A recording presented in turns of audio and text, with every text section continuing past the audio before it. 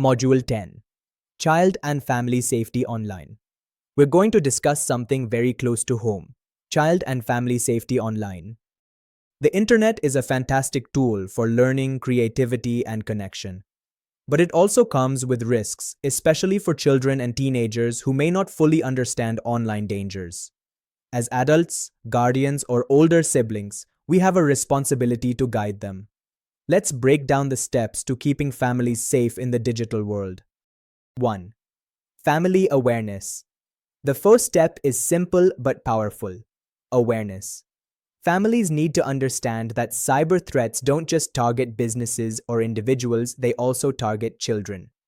Some common risks children face online include cyberbullying, harassment through messages or social media, online predators, strangers pretending to be friends, inappropriate content, exposure to harmful material, phishing and scams, children accidentally sharing family information.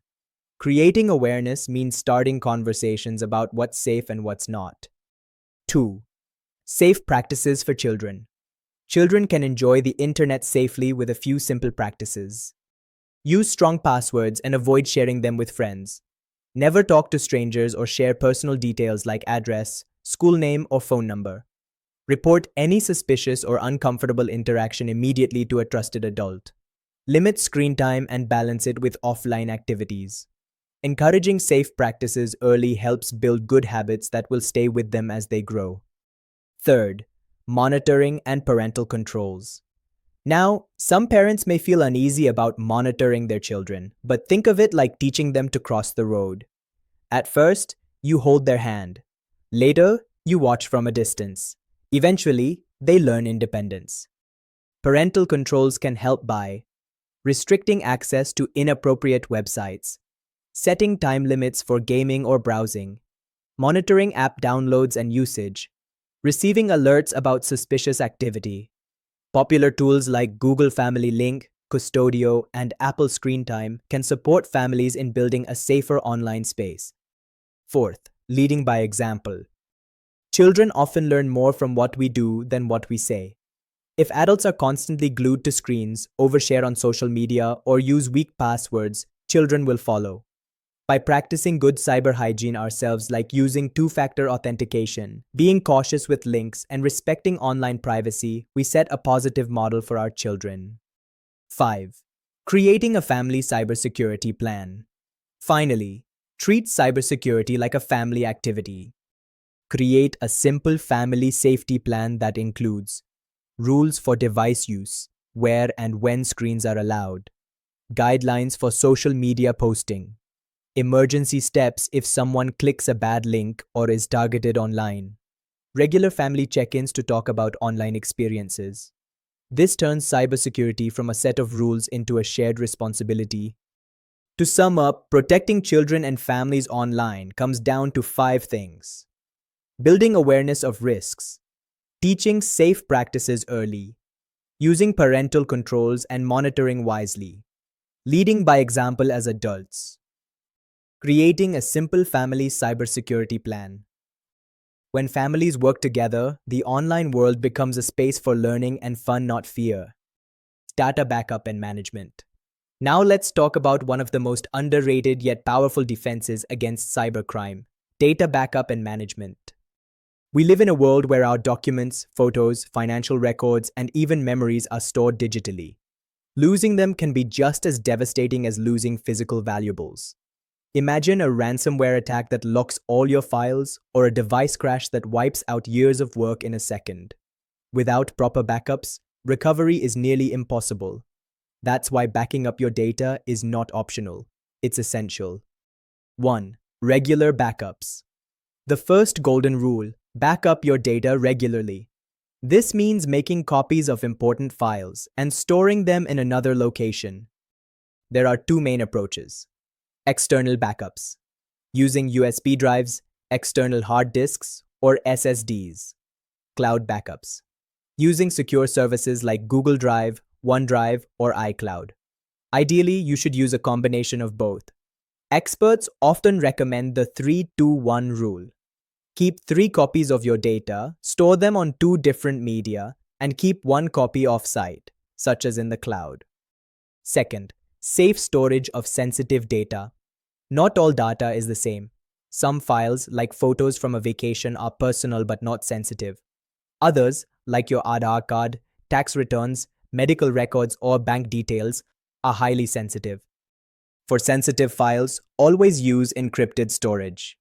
Encryption ensures that even if someone steals your files, they cannot read them without your secret key or password. Many modern cloud services already provide built-in encryption, but you can also use tools like VeraCrypt or built-in system features like BitLocker, Windows, and FileVault, Mac. Third, secure disposal of old accounts and devices. Here's something people often forget. What happens to old devices and unused accounts?